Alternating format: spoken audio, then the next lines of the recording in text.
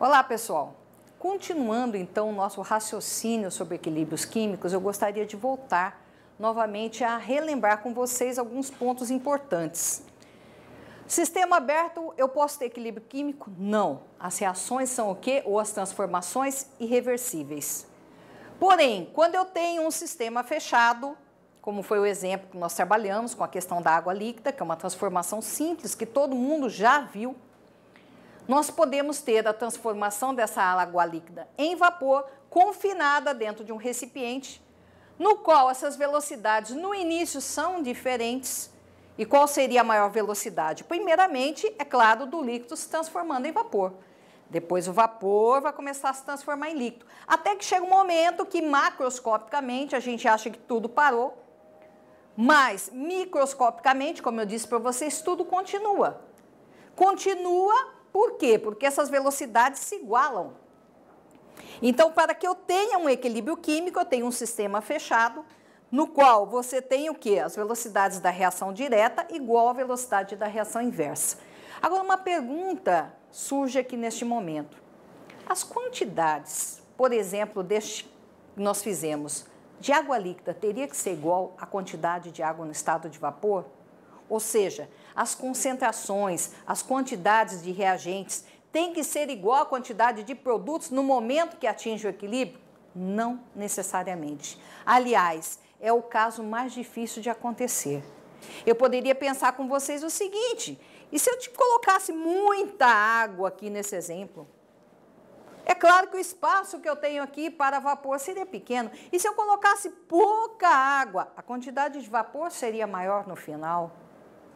Então, ser igual não precisa, as quantidades não precisam ser iguais. O que é necessário apenas é que essas quantidades vão permanecer constantes, mas não necessariamente iguais. O que tem que ser igual em equilíbrio químico é a velocidade, ok? Vamos pegar aqui como exemplo agora uma equação genérica qualquer.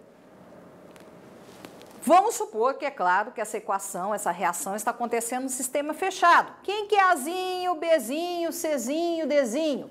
Justamente os coeficientes dos quais nós já comentamos anteriormente. Muito bem, para que eu tenha um equilíbrio, é claro que essas velocidades vão ter que ser iguais. Ok? Como é que eu expressaria isso num gráfico de velocidade versus tempo? Esse é um gráfico típico, gente, que sempre aparece para nós. O que nós temos no início? Nós temos uma velocidade maior dos reagentes ou dos produtos? Então, vamos lá. Velocidade versus tempo. É claro que dos reagentes é maior. Vamos pensar naquela água líquida, que no começo ela está numa velocidade, né, toda para se transformar em vapor, porque tem espaço ali dentro do recipiente. Então, a velocidade V1 aqui vai ser muito maior. E quanto que vai ser V2? Ora, no tempo zero, V2 é zero. Eu não tenho produto ainda. Se eu não tenho produto, então não tenho velocidade do produto. Com o passar do tempo, a velocidade dos reagentes ela vai diminuindo. E a velocidade dos produtos, ela vai aumentando. Até que chega um determinado momento, um determinado tempo, um tempo T, em que essas velocidades vão ser iguais e constantes. Então, neste momento em que nós temos a velocidade igual e constante, ou seja, V1 igual a V2, neste momento, nós temos o equilíbrio químico, tá? Então, se nós perguntássemos, colocássemos alguns tempos aqui e perguntasse qual o tempo do equilíbrio químico, é justamente o tempo em que V1 é igual a V2. Então, neste momento, eu tenho o meu equilíbrio químico. Ok? Muito bem. Agora eu perguntei para vocês sobre a questão da concentração. Será que as concentrações vão ser iguais? Como é que eu tiro isso em termos de constante, a constante das próprias concentrações? Vamos analisar isso daqui, essa equação.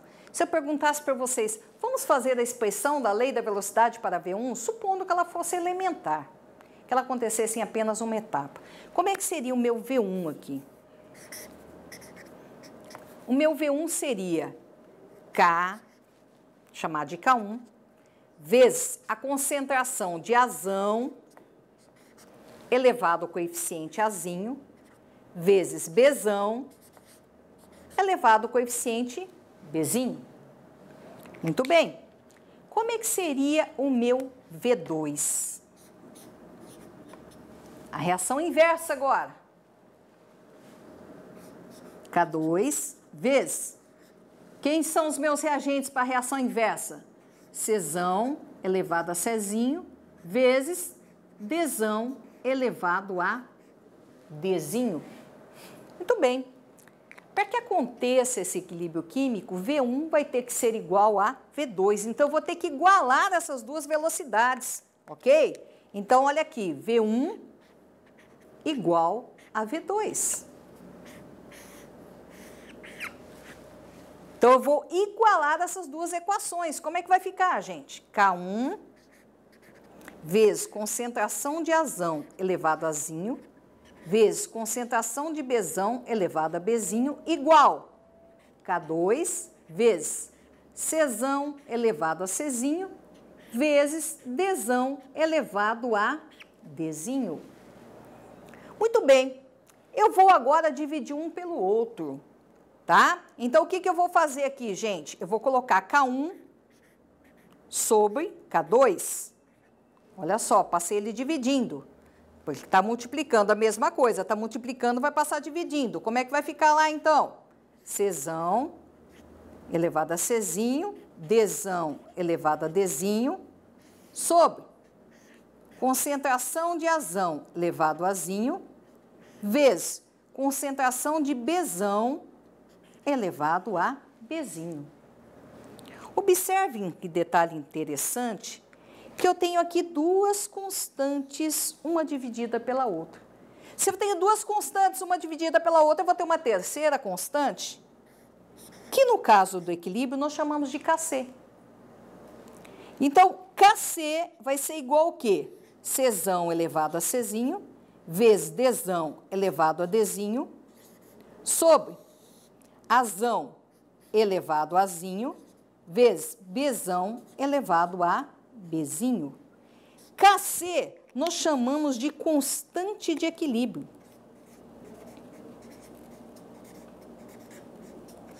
Constante de equilíbrio.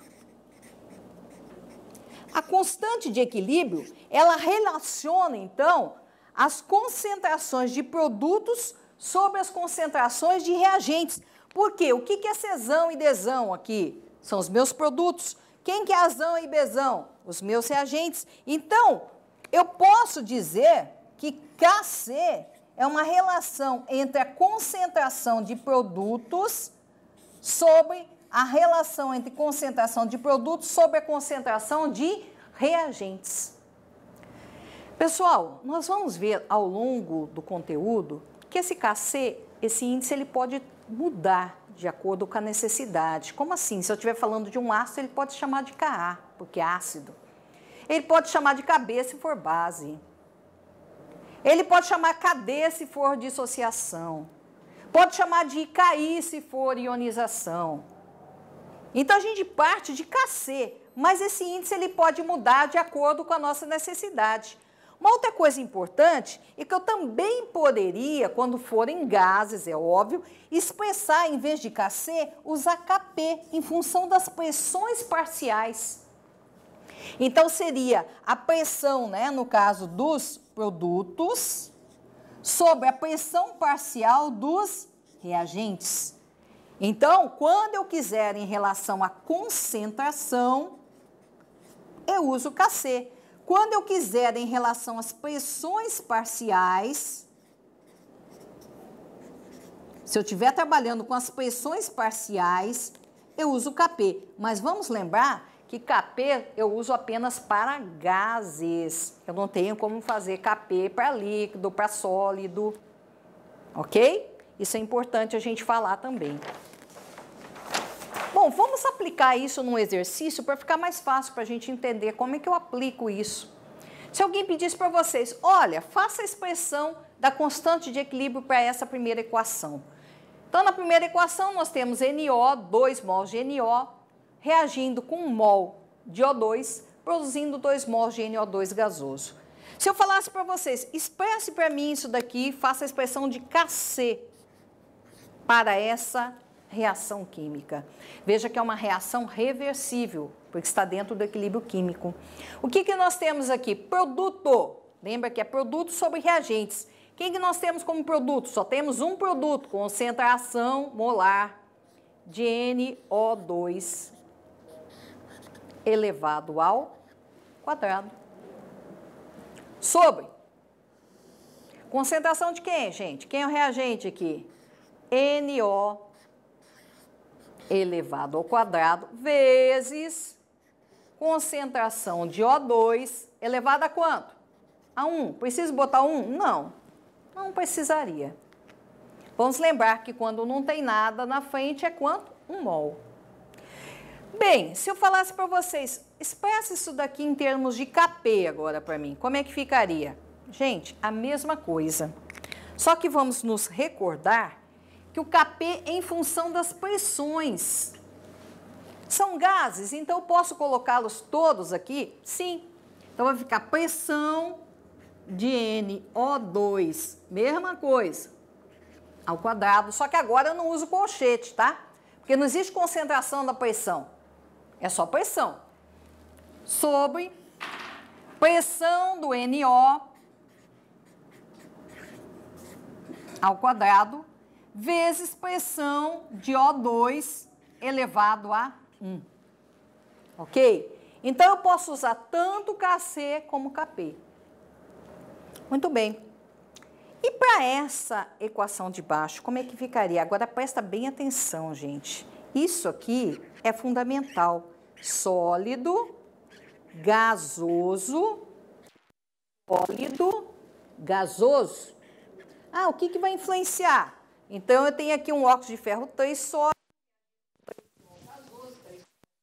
gasoso, produzindo 2 Fe sólido, ferro metálico, e gás carbônico, 3 mols de gás carbônico gasoso. Muito bem. Se eu fosse fazer aqui a questão do C, quero lembrar a vocês que quando a gente trabalhou a cinética química, eu disse para vocês o seguinte, não tem concentração de sólido. Não tem concentração molar de sólido. Como é que eu posso fazer mol por litro de sólido? Portanto, é claro que Kc é expresso em função da concentração. Então, é claro que sólido não entra. Ah, então ele não vai entrar na expressão de Kc? Não. Tá? Então, se eu for colocar aqui, eu colocaria o quê? Concentração de CO2 elevada a quanto? Ao cubo. Sobre concentração de quem? De CO, também elevado ao cubo. Ah, então não entra nem o óxido de ferro 3, nem o ferro. Não, porque são sólidos. Bom, se eu for fazer o Kp aqui em função das pressões, quero também lembrar vocês que a pressão só entram gases. Então, como é que vai ficar? Pressão de CO2 elevado ao cubo sobre pressão de CO também elevado ao cubo. Então, o Kp só entram gases.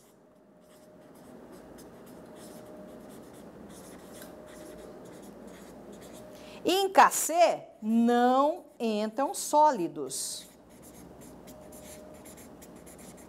Poderia entrar também algo em meio aquoso, por exemplo. Entra também na expressão de Kc? Sim, aquoso entra, porque eu tenho uma concentração em mol por litro. Ok? Muito bem.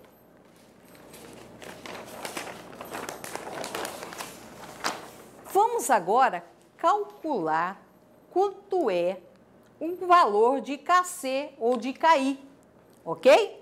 Vamos fazer como é que eu posso calcular isso para uma determinada equação.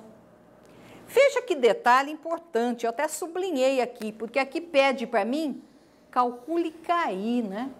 Acabei de falar para vocês que o Kc ele pode ter vários índices dependendo do que eu estiver falando. Olha só que interessante. Aqui fala assim, 20 mols de H2S. H2S é um ácido, é o ácido sulfídrico.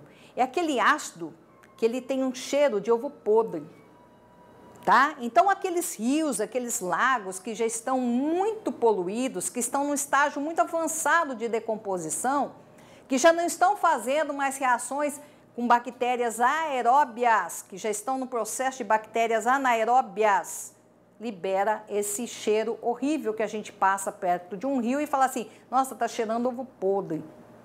É justamente devido ao ácido sulfídrico, tá? Em forma de gás. Então, aqui está dizendo 20 mols de H2S foram dissolvidos em água suficiente para 2 litros de solução. Calcule o Ki, sabendo que o grau de ionização do H2S é 40%. Bom, vamos recordar algumas coisinhas aqui importantes. Primeiramente, o que é um ácido? Segundo o conceito de Arrhenius. Segundo o conceito de Arrhenius, lá na química geral, vocês estudam que ácido é toda substância que em meio aquoso libera o quê? H+.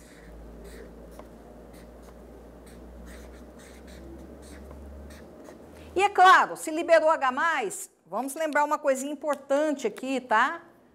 O S é -2, porque o H é sempre +1.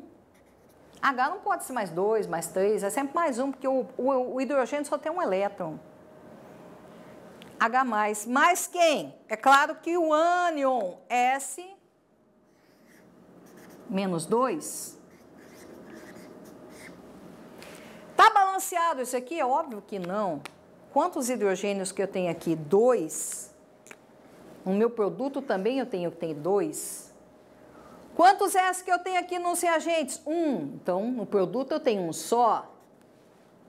Então, 1 mol de H2S produzindo 2 mols de H+, mais 1 mol de S-2. Isso daqui é o conceito de ácido segundo Arrhenius. Muito bem. Eu estou pensando aqui numa reação reversível, ok? O que significa grau de ionização? Outra coisa que nos chama a atenção. Pessoal, nem todos os ácidos ionizam 100%. Isso daqui tem relação com a força dos ácidos. Quando a gente estuda lá em química geral e o professor pergunta o que é um ácido forte e o que é um ácido fraco, não tem relação a se ele queima mais ou queima menos, se ele é mais concentrado ou menos concentrado, mas em relação ao grau de ionização dele. Ou seja, se ele está falando que é 40% aqui o grau de ionização, significa que se eu colocasse, por exemplo, 100 moléculas, vamos pensar aqui, por cento em cima de 100, se eu colocasse 100 moléculas de H2S, 40 moléculas sofreriam ionização em H+, e S-2. Aí as 60 continuariam como H2S. Então, apenas 40 das 100 ionizariam. 60 continuariam na forma de molécula H2S. Quando mais de 50% das moléculas ionizam, eu digo para vocês, o ácido é forte. Entre 5 e 50 ele é moderado e abaixo de 5 ele é fraco. Esse ácido aqui, então, ele é um ácido moderado, ele não é forte nem fraco.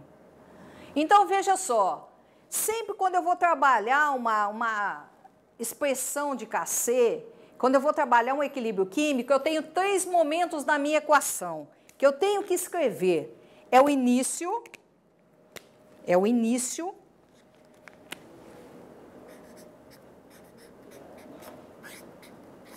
quanto reagiu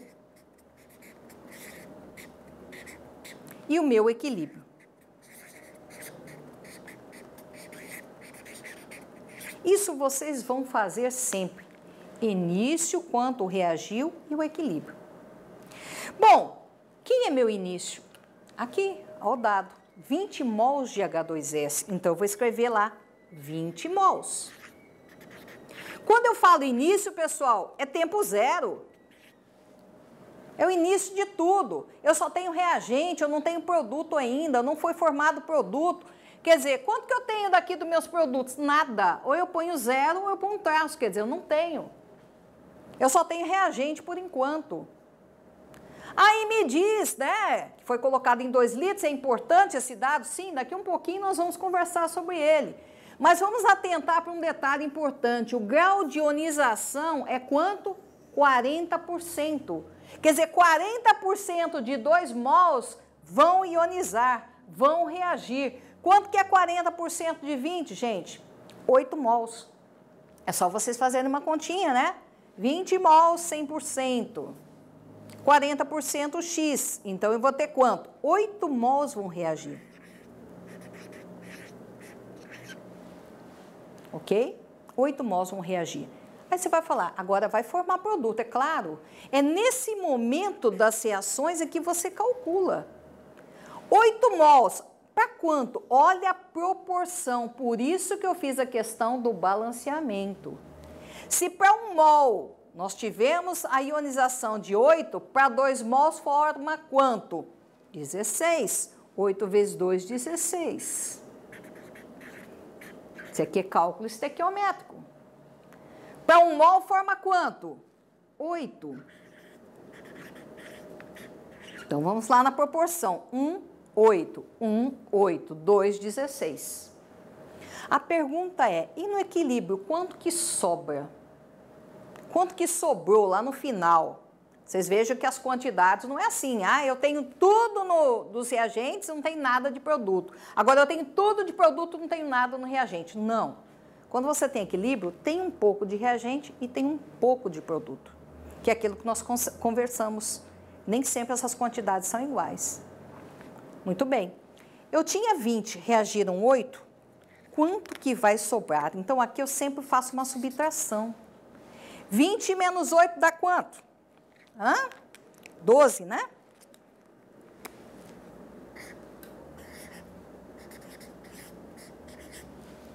Ok? 12 mols. Quanto que vai sobrar aqui, gente? Eu não tinha nada, formou 16. Então, desse lado eu somo. Nada com 16, 16. Eu não tinha nada, formou 8, soma aqui, 8 mols. Só que eu vou lembrar a vocês que na expressão de Kc, a gente trabalha com concentração. E concentração é mol por litro. Para 1 litro. Eu tenho quantos litros aqui? 2. Então, eu vou ter que dividir todos esses valores por 2 litros, porque eu quero apenas para 1 litro. Então, todos esses valores aqui, vocês dividam por 2. E se tivesse lá 1 litro? Aí não precisa dividir por nada. E se não tivesse dado? Aí você considera já mol por litro. Então, nesse caso, eu vou ter o que aqui? Vou ter 6 mols por litro. Aqui, 16 dividido por 2, 8 mols por litro.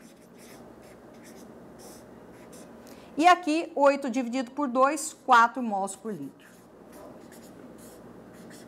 Ok? Agora eu tenho que fazer a minha expressão de Kc, eu tenho que achar o valor. Porque aqui não é simplesmente fazer a expressão, mas também calcular. Foi chamado de Ki por quê? Porque é uma ionização. Esse caso aqui eu tenho uma ionização. Ele não era íon, H2S não eram íons, ele se tornou íon, H+, se tornou íon, S-2. Eu poderia, inclusive, chamar isso daqui, pessoal, se eu quisesse também, de Ka, porque é um ácido. Poderia ser usado. Qual que é a expressão aqui? Vamos lá. Concentração de H+, elevado ao quadrado, vezes S menos 2, elevado a 1, sobre concentração de quem? De H2S. Para que eu ache esse valor de Ki, basta que agora eu substitua esses valores. Então, bora lá. como é que fica? Qual que é o valor de H+ aqui que eu tenho? Vamos lá, 8 ao quadrado vezes 4 elevado a 1, dividido por quanto? 6, né? Também elevado a 1. Então, o meu KI vai ser igual ao quê?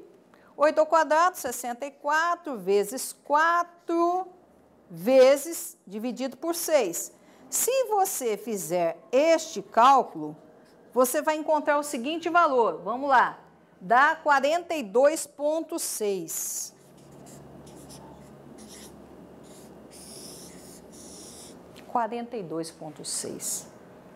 Ok, pessoal? Então, eu achei o valor de KC, ou nesse caso nós chamamos de KI, para essa equação.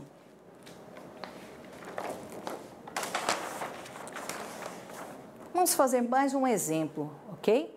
Mais um exemplozinho para a gente fechar essa parte aqui. Um molde AB2 foi colocado em um recipiente de 1 litro a 25 graus. Supondo que 80% de AB2 foi consumido, qual o valor de KC? Gente, eu vou fazer a seguinte expressão. AB2 gasoso produzindo A gasoso mais 2B gasoso. Ok? Essa é uma equação genérica que eu estou colocando como exemplo aqui para vocês. Então, AB2 produzindo A gasoso mais 2B gasoso. Muito bem, o que acontece? Nós já temos aqui um recipiente de 1 litro, ou seja, lá no final não tenho que me preocupar de dividir pelo volume. Lembra que a gente conversou, eu sempre tenho o início, quanto reagiu e o meu equilíbrio. Quanto que eu tenho no início? Foi colocado 1 mol, tá? Então, na expressão aqui foi colocado 1 mol. De início, quanto que eu tenho dos produtos? Como nós já conversamos anteriormente, eu não tenho nada, não foi produzido nada ainda. Aí disse que 80% foi consumido, ou seja, reage 80%. Quanto que é 80% de 1 mol? 0,8. Veja que nós temos 1 para 1 para 2. Isso aqui é importante, lembra, gente? Isso aqui é muito importante. Então, o que nós temos aqui, ó? Se para 1 foi 0,8, quanto que vai formar de A? 0,8. Quanto que vai formar de B? O dobro?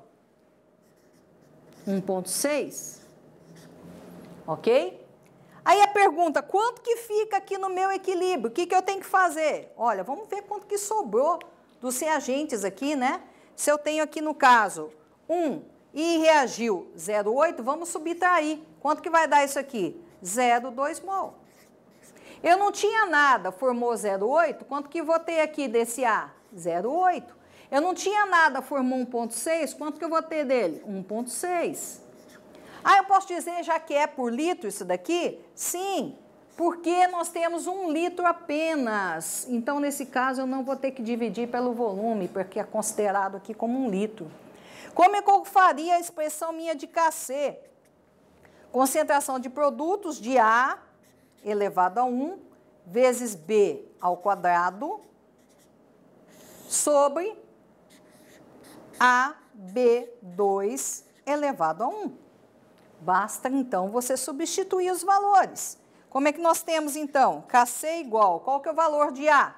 0,8 elevado a 1. Vezes B, quanto que é o valor de B? 1,6 elevado ao quadrado. Sobre o valor de AB2, 0,2 elevado a 1.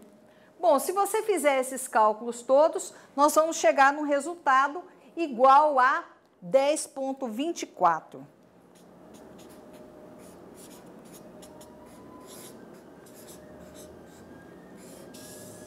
Então, vejam que é simples calcular o valor de KC. Ok, pessoal?